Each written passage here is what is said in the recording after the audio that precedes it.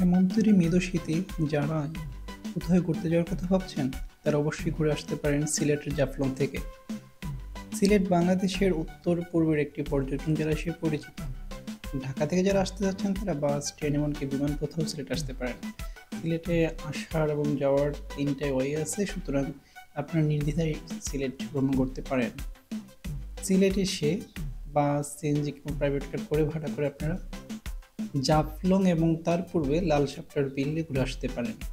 বাসের জন প্রতি 150 টাকা, সিএনজি রিজার্ভ করলে 1500 থেকে 1600 টাকা, আর কার ভাড়া করলে 3500 থেকে 4000 টাকা লাগতে পারে। তবে ভাড়াটা ওঠানামা করে প্রায়, তাই একটু দরদাম করে নেবেন যাতে ভাড়াটা আপনাদের রিজনেবল প্রাইস থাকে। জাফলং যাওয়ার পথে আপনারা পেয়ে যাবেন লাল শাপলার বিল। এটা জাফলং থেকে একটু সামনে, জৈন্তাপুর বাজার থেকে একটু যদি সামনে যান তাহলে পেয়ে যাবেন লাল শাপলার বিল। সেখান থেকে নৌকা ভাড়া করে ঘুরে আসতে পারেন পুরো বিলটা। নৌকা প্রতি ভাড়া নিতে পারে 450 টাকা।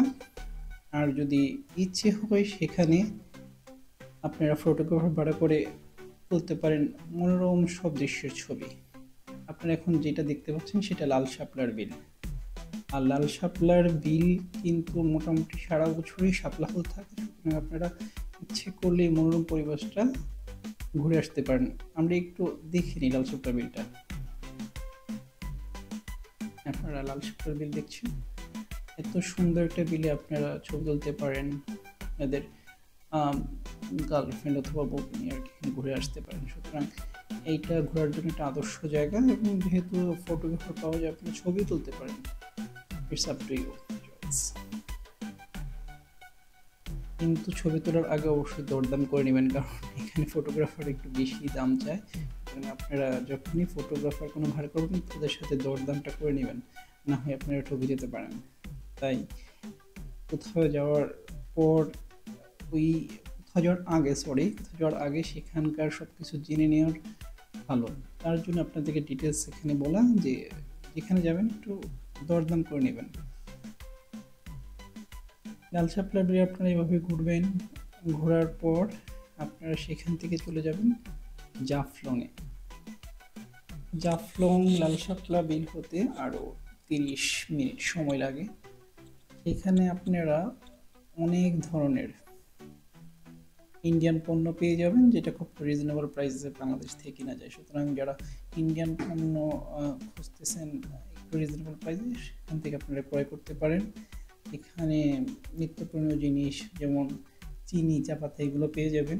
এছাড়াও এখানে আপনারা পেতে পারেন যেটা খুব ইম্পর্টেন্ট, সেটা হলো শিলপাটা। গ্রামাঞ্চলে পাটা ছাড়া তো আসলে চলেই না। সেই শিলপাটার এপক এখানে তৈরি হয়, সেখান থেকে রিজনেবল প্রাইসে আপনারা ক্রয় করতে পারেন শিলপাটাগুলো।